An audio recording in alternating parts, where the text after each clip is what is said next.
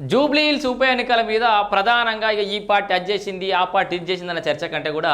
మీ పార్టీలో రౌడీలు ఉన్నారు అంటే మీ పార్టీలో రౌడీలు ఉన్నారు ఒక పార్టీ మీద ఒక పార్టీ ఈ రౌడీల పంచాయతీ అయిపోయింది మొత్తానికైతే రౌడీలను ప్రొజెక్ట్ చేసే ప్రయత్నం అయితే బీఆర్ఎస్ పార్టీ చేస్తుంది కానీ ఇక ఇక్కడ రౌడీ లెవెల్లో అసలే రౌడీ లెవెల్లో నిన్నటితోటి తెలిసిపోయింది ఇక చూడరు ఒకసారి కాంగ్రెస్ ప్రచార రథాన్ని తగలబెడతామంటారు బీఆర్ఎస్ పార్టీ కార్యకర్తలు ఆ పార్టీ కార్యకర్తలను చంపేస్తామట బీఆర్ఎస్ పార్టీ మాజీ ఎమ్మెల్యే బెదిరింపులు మాజీ ఎమ్మెల్యే పెద్ది సుదర్శన్ రెడ్డి తగలబెడతాం చంపేస్తాం కార్యకర్తలు అంటుండు పెద్ది సుదర్శన్ రెడ్డి సహా పలువురిపై కేసు కూడా నమోదైంది ఎంత దారుణం అంటే ఇది రాజ్యాంగంలో ఈ ఎన్నికల నియమావళిలో కూడా ఎవరైనా ప్రచారం చేసుకోవచ్చు ఎక్కడైనా ప్రచారం చేసుకోవచ్చు ఏ విధంగానైనా ప్రచారం చేసుకోవచ్చు మీరు ఇష్టం వచ్చినట్టుగా ప్రచార రథాలను ఆపి మరి మీరు ఏం చేసిరో 10 నెలల్లో మీరు ఏం చేసిరో చెప్పుకొని ప్రచారం చేసుకుంటే అయిపోయాయి ఆడ డిసైన్ పెట్టుకుంటే ఆపోజిట్ నువ్వు డిసైన్ పెట్టుకొని ప్రచారం చేయి ఇగో ఇక్కడ దానికి సంబంధించిన విజువల్స్ కూడా చూపిస్తాను మీకు ఇగో ఇగో చూడురి ఇగో పోతాడు వార్నింగ్ ఇస్తాడు ఆ డ్రైవర్కి ఇగో అగో దీని సౌండ్ వస్తలేదా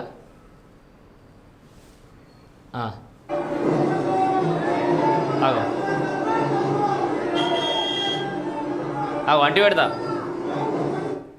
కానీ అర్థమైందా మీకు ఆ సీను మళ్ళీ పెడతా అగో అంటి పెడతా అగ్గిపుల్ల గీకి అంటి పెడతా బిడ్డ అంటుండు ఆ ప్రచారార్థం పక్కకే ఉంది నీ తొవ్వకేం అడ్డు లేదు అగో నీ తొవ్వకు అడ్డు లేదు నిన్ను ఒకటి ఏమని అడుగుతలేడు పక్కకు పెట్టుకొని ప్రచారం చేసుకుంటారు మీదో పార్టీ మీ పార్టీకి కూడా ప్రచారార్థం ఉంటుంది గాడేనో మీ పార్టీ ప్రచార రథాన్ని కూడా గట్లా అంటారా ఇది నిజంగా ఎక్స్ట్రీమ్ పాలిటిక్స్ అలవాటు చేస్తుంది బీఆర్ఎస్ పార్టీ రౌడీ పాలిటిక్స్ని ఈ రచ్చ పాలిటిక్స్ని అలవాటు చేస్తుంది బీఆర్ఎస్ పార్టీ ఎంత ఎక్స్ట్రీమ్ పోతారంటే